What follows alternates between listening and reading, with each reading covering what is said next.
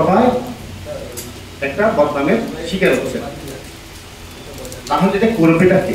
আপনারা নিজস্ব সংগঠন আছেন, আপনারা আছেন, আপনারা নিজের থেকে যে একটা প্রেশার ক্রিয়েট করবেন সেটা আমি অনেকদিন চেয়েছি, বলেছি যে সভাপতি সেক্রেটারিকে ডেকেও আমি বলেছি যে ভাই এই অবস্থা, আমি একটু পরামর্শ আমি চাই, এভাবে আমরা চাচ্ছি। যখন আপনাদের কোনো কিছু হয় না তখন তো আমার হাত দিতে হয়। কি বলেন? আইন কি চলমান থাকবে না? আইন কি সবার জন্য সমান নয়? প্রথমে লেক সিটির মালিকের একটা প্রশ্নের উত্তর আগে দিয়ে, আসলে গত 1 বছর আপনি আমাকে একটা উদাহরণ দেখাতে পারবেন না? আপনি দেখেন অতীতের উদাহরণ, অতীত নিয়ে যদি আমি পড়ে থাকি এক জায়গায়, উঠে দিয়ে স্বপ্ন দিকে আমার ভবিষ্যৎ চলা হবে না।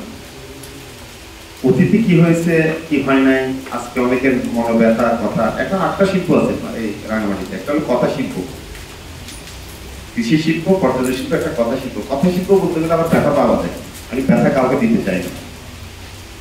গত 1 বছরে লেক সিটির ভাই যেটা দেখাইলো সেরকম কোনো কিছু হয়েছে কি? কোন একটা জিনিস আমরা থানায় নিয়ে সেরকম বা কাউকে জিজ্ঞাসাবাদ করে তাকে চালান দিচ্ছে কি সেই বিষয়ে আমি আপনি বলেছেন, আমি জাস্ট উত্তর করে দিচ্ছি আপনাকে।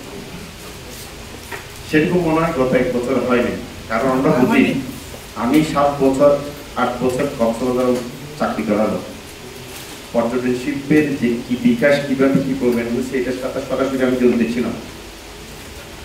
আমি সভাপতি সেক্রেটারিকে বললাম যে যারা টুরিস্ট আসবে দূর থেকে তাদের নিরাপত্তার জন্য আমরা এটা করছি। কিরকম? আপনি তারা কাপড় আসুক, প্রবলেম নেই, আমরা কিন্তু কাপড়কে ধরতেছি না, আমরা কোনো কাপড় বানিয়ে, আমরা 2-3 জন হোটেল মালিককে ধরেছি। কি কারণে বলেন তো?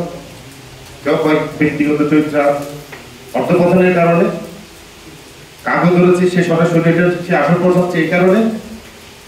কাগজ ধরেছি সে বলতো আমি জানি না। তো আপনি জানেন না আপনার হোটেলে কি হচ্ছে, আপনি জানেন না কেন? আপনি মালিক না? ওই যে প্রিন্সের ভাই নেসার ভাই বললো যে আমরা এখানে লাখ লাখ টাকা আমরা ইনভেস্ট করে আপনার মধ্যে, আপনার লাখ টাকা ইনভেস্ট করতে আমার চেয়ে আপনাকে আগে দেখা উচিত, আপনার নিরাপত্তা আপনাকে দেখা উচিত। আপনি এত টাকা ইনভেস্ট করছেন, টাকাটা ওঠার জন্য যে যতটুকু ভালো করা দরকার সেটা তো আপনার আমার চেয়ে আপনারা দরদ বেশি।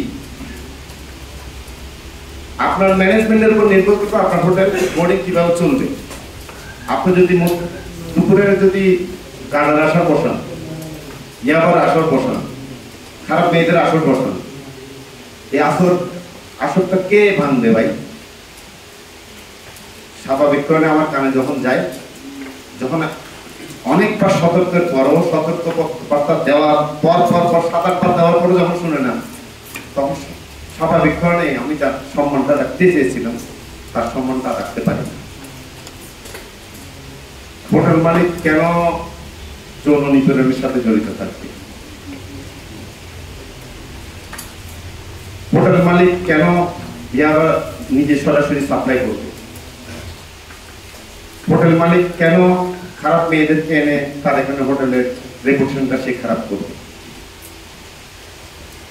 আমাকে বলবে একরকম, করবে আরেক রকম। আমি তো চাই আমার হাত আপনার দাঁড়ায় দেওয়া আছে, আমি হ্যান্ডশেক